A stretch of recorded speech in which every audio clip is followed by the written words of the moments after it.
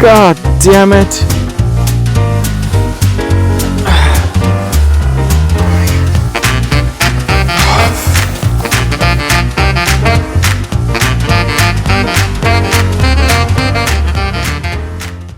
Hello everyone, this is Sam Kyle Legion. Welcome back to another video. The 2021 Land Rover Defender 90. It is the two-door version of the big SUV, the 110. It is one of my favorite SUVs at the moment. I reviewed the four-door one, but it was great. This is such a unique vehicle in its way. If you're a fan of a coupe and SUVs, this gives you both in one. It's so special. I'm super excited to show you what it's all about. And most importantly, it is my first time ever driving this model, the 90, and also my first time ever driving the four-cylinder Defender at Bud's JLR. They allow me to borrow this and test drive it and show you what it's all about. It is absolutely beautiful. Some people may not like it because it looks shorter than the standard Defender. To me, this is the best SUV in the market for many reasons. And I am this close to actually buy one. Unfortunately, I just don't need a vehicle because I get press cars, I'm blessed. But if I had to, this would be my choice. It is perfect, and today I'm going to show you and why I think you should pick the 90 instead of the 110. Now, let's talk first about this specific one that we have for today's video. As I said, this vehicle is provided to us thanks to our great friends at Bud's JLR, a JLR dealership located in Oakville, Ontario, Canada.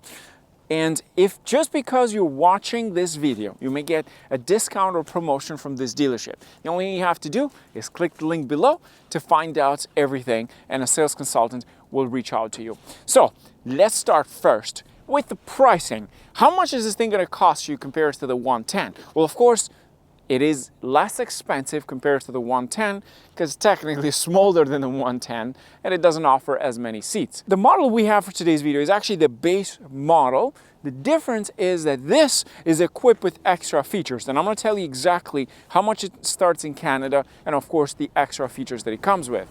The P300 offers the four-cylinder turbocharged and it makes 295 horsepower. It is of course an all-wheel drive system with an automatic transmission. You can also pick the V6, which makes more horsepower, and it has a built-in hybrid option as well. And most importantly, this specific model comes with air suspension system, which is an extra added feature to the base model. So you can customize the vehicle based on what you like and add the necessary accessories. You can basically change the air suspension system height with the buttons located inside. So basically it also has the entry and exit option. So you can lower the vehicle and you can raise it.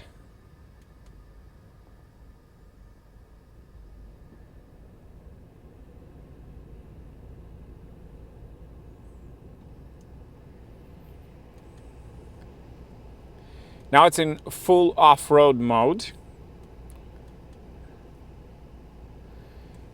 And here's how you can lower it. This is normal height. And then we can lower it more to access height.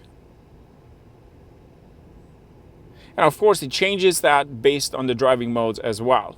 With this package, unfortunately, you don't get powered seats. You do get the powered recliner, which you can adjust with a button located onto the side, but the actual seat in the front is manually adjustable. And you can pull this lever located in here to raise or lower the seat. Most importantly, how do you get into the actual second row? Well, with this package, we don't have the power seats in the front. You see, Land Rover has left this two button looking places in here, which that's where they usually go. And with the higher trim, you can get power seats, so that way you can move this forward. But in this case, it is manually adjustable. I mean, it's not that hard to push this all the way forward. And the next question, of course, is it easy to get in, especially for someone my height? So let's test it out. So let me try to get in.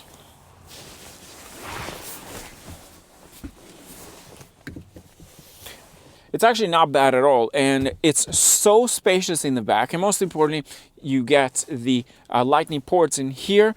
You don't get any climate control unit in the back with this package, unfortunately. And you get the more lightning port located right in here, 5 volts, as you can see.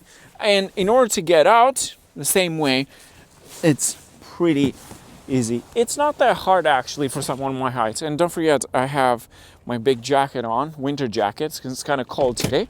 And you just push the seat all the way to the back. And of course, with this package, you get the spare tire and soft closing option for the rear door. As you can see, it opens exactly the same as the 110. You get some space in here, but not a lot.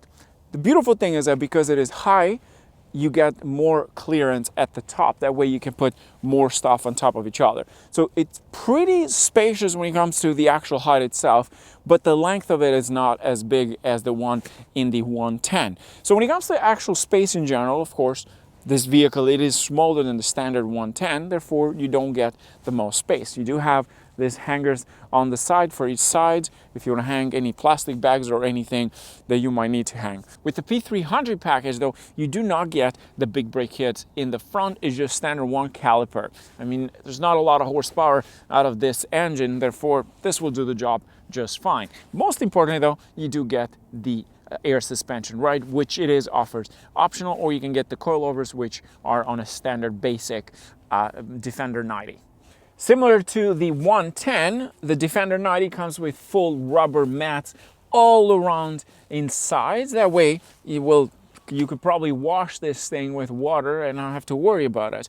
It's quite useful to have, especially in Canada during wintertime. Most importantly, let's talk about the space in here as the driver. I have to say, this actually to me feels a little bit spacious than the 110. It's so much bigger, it feels bigger in the front. Of course, in the back it doesn't. The seat, this one, you can adjust it manually, but look how far can the seat go. Just look at that. I can stretch my leg nicely. Of course, the passenger in the back will not get much space, and you can just move it forward. It also has bolster adjustment as well with the button located in here. And as I said, the recliner, same thing for the driver with this package, but you do have the option to purchase the higher trim, which will give you a full automatic seat for both sides. Now, the steering wheel, of course, very similar to the 110. It has the Defender badge. This has the adaptive cruise control. We'll talk about it once we take it on a test drive. It doesn't have a heads-up display, but you do get a full digital cluster. In terms of the infotainment system, it's the standard that you find in the 110, not different.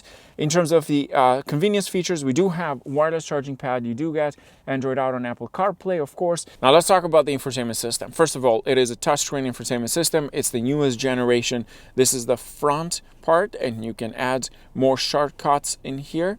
And then we have, and of course you can add more shortcuts. And most importantly, this is the main menu. You have weight sensing and different information, the TR info configuration as well. You can change different modes. You have rock, crawl, sand, mud, gravel, and comfort mode, of course. And the transmission here can be put into sport mode, but you don't get any paddle shifters, so you can only work through the actual gear knob. But most importantly, you can add all that features with the top trim. Now let's get into the actual infotainment system. You have a built-in 360 camera with this option and a 3D version of it as well. And as you can see, it actually shows you the door is open. And most importantly, they've used the 90 Defender, not the 110. And you can change the view through this camera located in here. So it's pretty smart. And you also have the off-road option as well, which shows you certain areas. And then you can also see the front tires in here, so if you want to have better view off the front area of the vehicle. And you do have Android Auto and Apple CarPlay as well. Very smart technology, very intuitive.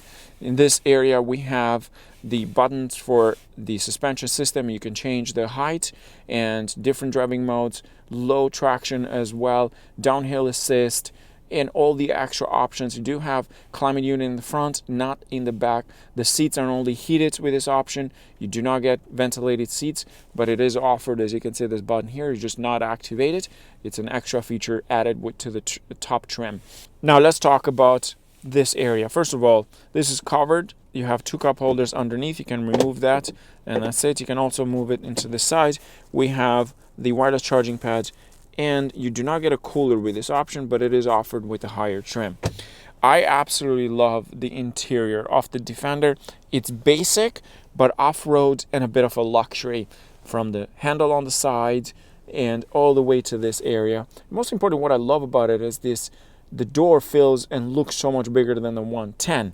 You have the Defender ladders all around there. This is equipped with a Meridian audio system, beautiful audio system. Most importantly, this one is equipped with a rear view mirror LCD, which you have better visibility of the rear side. It's the shark fin located at the top where the camera is located, and you have a beautiful panoramic roof all the way across.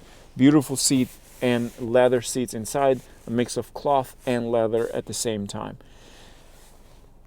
It's quite an interesting vehicle. It doesn't feel that it's smaller. When you're driving it, it feels just like a normal SUV.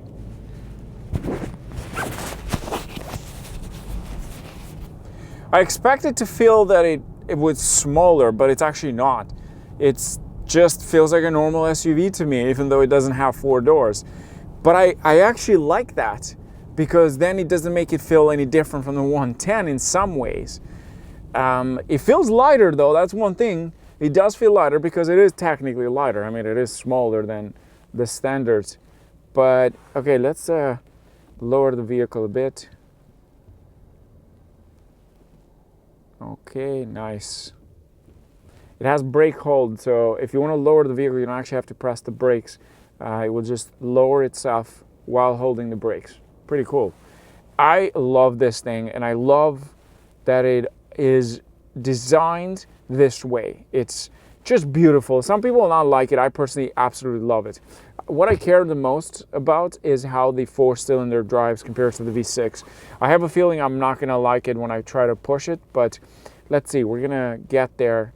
I'm a big fan of the V6 because I was able to actually take that for a test drive, and I took it off-road. I've driven it multiple times, and I really liked it. So I'm assuming this might not be at that level, and I don't know. But I love the interior. I love how it looks on the outside. I would buy this just because it offers 2 doors. Now, bear in mind that this might not be the most practical vehicle when it comes to the actual well, if you have a family. If you have a family, this might not be the practical one, because you'd have a hard time to put a child seat in the back, that's for sure. It's not going to be easy. If you don't mind that, then you enjoy the way it is, then this is so much better in my opinion. It looks so much better. It's also, you're saving a ton of money compared to the 110. Okay, that's interesting.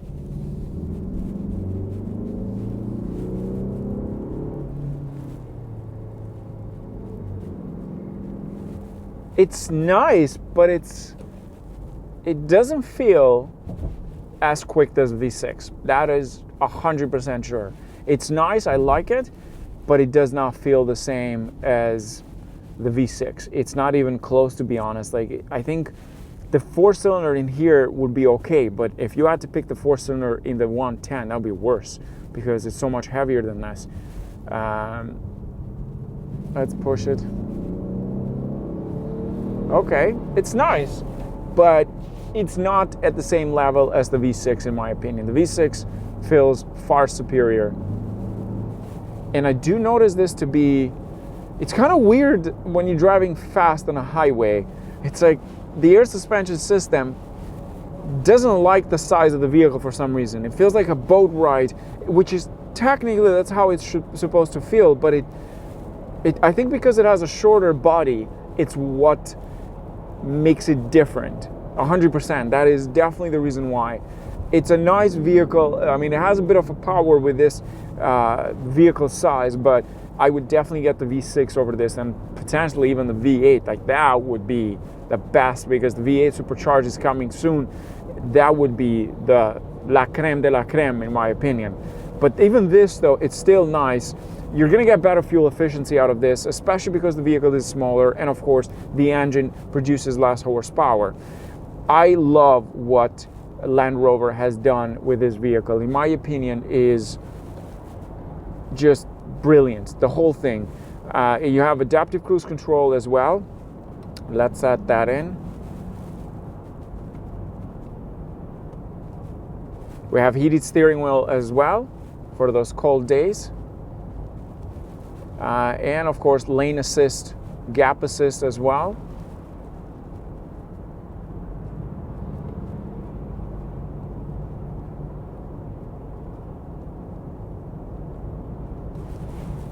And let's see how this thing does.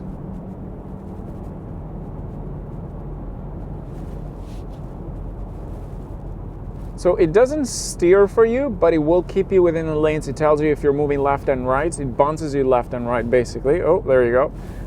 It doesn't like exits. Usually adaptive cruise controls don't like exits because they get confused. And it's not a good thing to use, especially when you get close. So if you're in the center of a 3-lane highway, then you will be fine. But if you stay on the right side when there are a lot of exits, the car tends to not stay straight. It will bounce because it doesn't know where to go, because now it's missing a lane and there's a lane coming in front too. So be careful with that. I've tested out in many other vehicles, so there is a problem with that for sure. Yeah, the V6 for me would do a far better job compared to this. It's nice, but it just doesn't excite me. That's one thing I noticed with this. It feels quick, but it's just not at the same level as the V6. The V6 felt, I wouldn't say superior, far superior, but there is definitely a noticeable difference between the 4-cylinder. It makes way less, over 100 horsepower less. So that's something to keep in mind. I love this thing. I would still buy this over the 4-door in any day because just the way it looks. It's just exciting. It's different. It's also very exciting in my opinion. This car has won my heart just the first day I drove it, without even booking it as a press car. It's such a beautiful vehicle. It's so practical. It's a car for every day and an off-road. We took it off-road. We took it snow testing and it did so well. And I felt so confident going in certain places that no other car could provide that. It felt comfortable yet off-road. It's the beautiful thing about this car, in my opinion. It's what it does and what it offers. They've done a fantastic job in here, and I have nothing against this car or any bad thing to say against it, because I think, in my opinion, they've done a terrific job in this vehicle. They've done an absolutely terrific job. Just everything works well.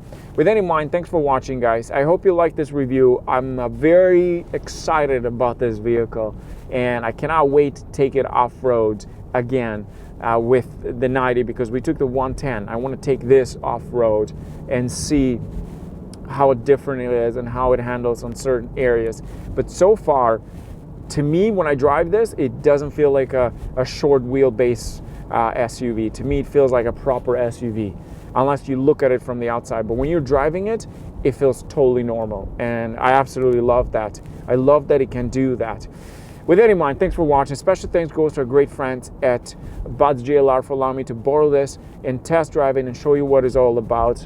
If you want to know more about them, the link will be in the description box. And most important, you can get a promotion discount. And most important, you can get a promotion from their dealership. The only thing you have to do is click the link below, and it will take you straight to one of the sales consultants. With that in mind, stay safe. Cheers.